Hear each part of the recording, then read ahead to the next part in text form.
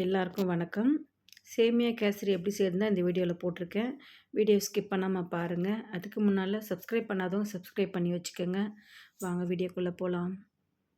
பாருங்கள், கேசரி என்ன கலரில் செம்மையாக இருக்குது பாருங்கள். சாப்பிடவே டேஸ்ட்டாக இருக்கும். செஞ்சு சாப்பிட்டு பார்த்துட்டு கமெண்ட்டில் சொல்லுங்கள்.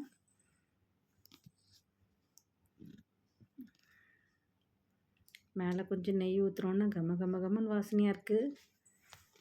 சரி வாங்க செய்யலாம். ஒரு கடாயை வச்சுட்டு ஒரு சின்ன கரண்டி நெய் ஊற்றிக்கங்க. நான் ஒரு 20 முந்திரி எடுத்திருக்கேன். உங்களுக்கு அவ்வளோ வேணாம் அப்படின்னா ஒரு 10 முந்திரி போட்டுக்கலாம். அத்துலியோ முந்திரி நல்லா சாப்பிடுவா, அதனால தான் நான் அதை அவ்வளோ எடுத்திருக்கேன். உங்களுக்கு வேணா கம்மியாக போட்டுக்கோங்க. இதை கொஞ்சம் பொன்னிறமாக வறுத்து எடுத்துக்கோங்க. திராட்சை கொஞ்சம் போட்டுக்கோங்க. பச்சை திராட்சையும் போடலாம், கருப்பும் போடலாம். நான் கருப்பு போட்டிருக்கேன். இது ரெண்டுத்தையும் பொன்னிறமாக வறுத்து எடுத்துருங்க. எடுத்துகிட்டு நான் 1 கப்பு சேமியா எடுத்திருக்கேன். சேமியாவையும் அதே நெய்யில் போட்டு வறுத்துருங்க.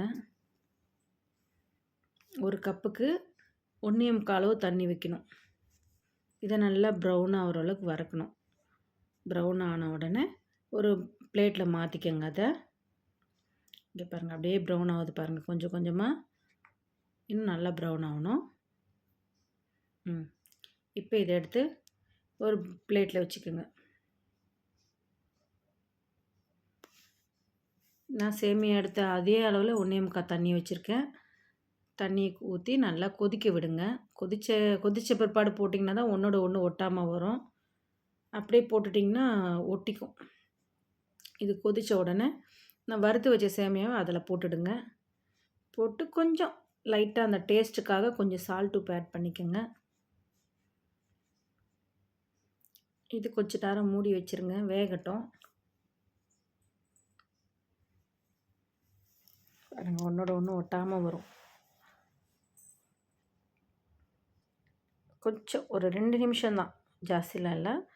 வெந்த ஒன்று எடுத்துருங்க. கொஞ்சம் தண்ணி சுண்டி கெட்டியாகிடுச்சா பாருங்கள். சேமியா தனித்தனியாக தெரியுதுங்களா? ஒன்றோட ஒன்று ஒட்டலை பாருங்கள். கொஞ்சம் அழுத்தி பாருங்கள். வெந்துடுச்சுன்னா சர்க்கரை போடணும். சர்க்கரை நான் அதே கப்பில் 3/4 அளவு எடுத்திருக்கேன். ஆனால் 3/4 அளவு போட்டு நாங்கள் செஞ்சு சாப்பிட்டு பார்த்ததில் ரொம்ப ஸ்வீட் அதிகமாக இருந்துச்சு. சுகர் பேஷண்ட்டு, சுகர் இருக்கிறவங்களும் கண்டிப்பாக கம்மியாக சாப்பிட்ணுன்னு சொல்லுவாங்க. அதனால் நீங்கள் ஒரு 1/2 கப்பு கூட சேர்த்துக்குங்க, கம்மியாக வேணும்னா.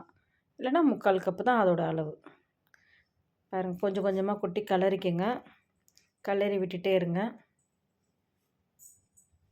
அதுக்கப்புறமா கேசரி பவுட்ரு கொஞ்சமாக தண்ணியில் கலந்து அதில் சேர்த்துக்குங்க.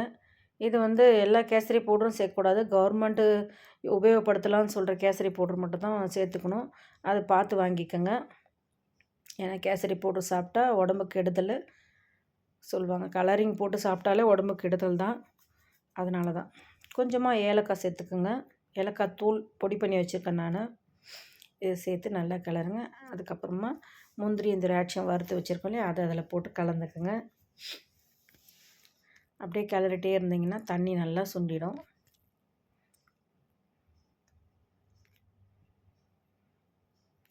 பாருங்களேன் எப்படி இருக்குது, கலர் எப்படி இருக்குது பாருங்கள்.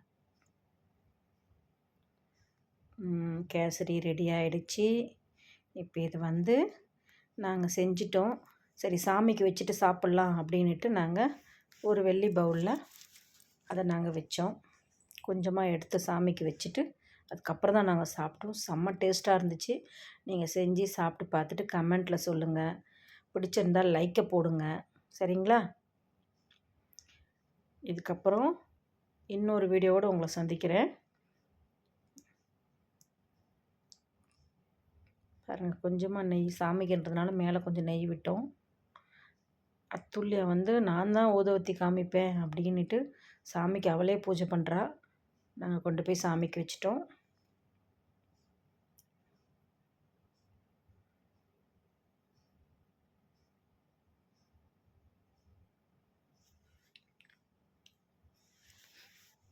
சாமி கும்பிட்டுட்டு நாங்கள் சாப்பிட்டுட்டோம். அத்துல்யா பூஜை பண்ணுறா.